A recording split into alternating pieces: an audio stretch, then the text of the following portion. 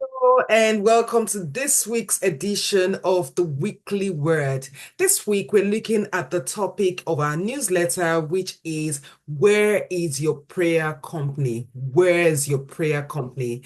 And as I read this newsletter, I couldn't but think of the story in Exodus chapter 17. What had happened in Exodus chapter 17, I think from verse 10 to 13, was the Israelites were warring against the Amalekites.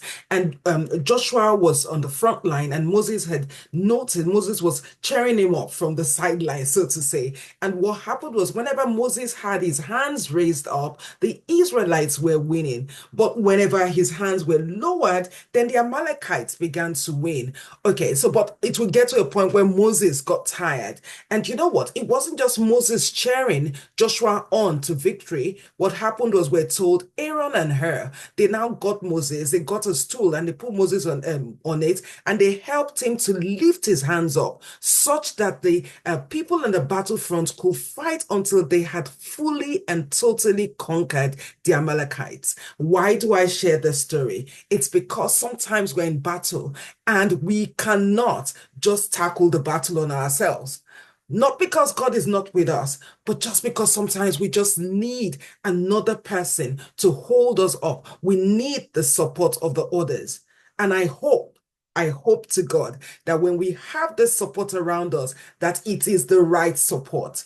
And so this is a premise for the question that is being asked today. Who do you connect to with support? Do you have a support community for when you want to deal with what life has, when you want to tackle what life has dealt you? There's a scripture in our newsletter this week that's in Proverbs chapter 13, verse 20, and it says that he who walks with wise men will be wise, but the companions of fools will be destroyed. It means that even when we begin to situate ourselves in these communities, we had better choose rightly. That we have stories and stories and, of the early church and how they were such a tight community where they stood together, where they prayed for and with each other. Remember, I remember another scripture that was quoted in this newsletter was Acts chapter 4, verse 23,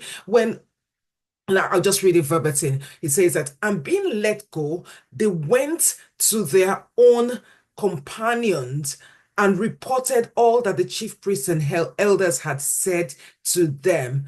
Another time was when they were praying for Peter, the apostles and the early church, they were praying for Peter, and he was on King Herod's death row in Acts chapter 12, verse 5 to 10.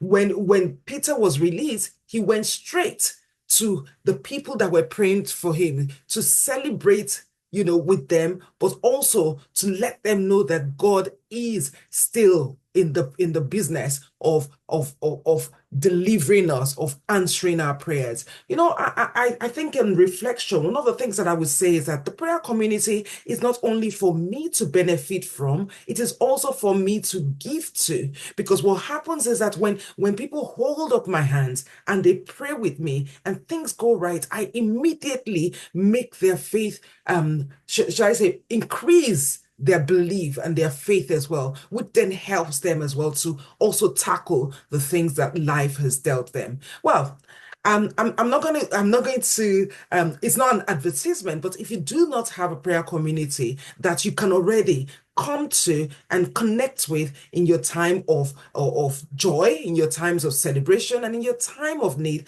I highly, highly recommend the prayer bootcamp for all nations.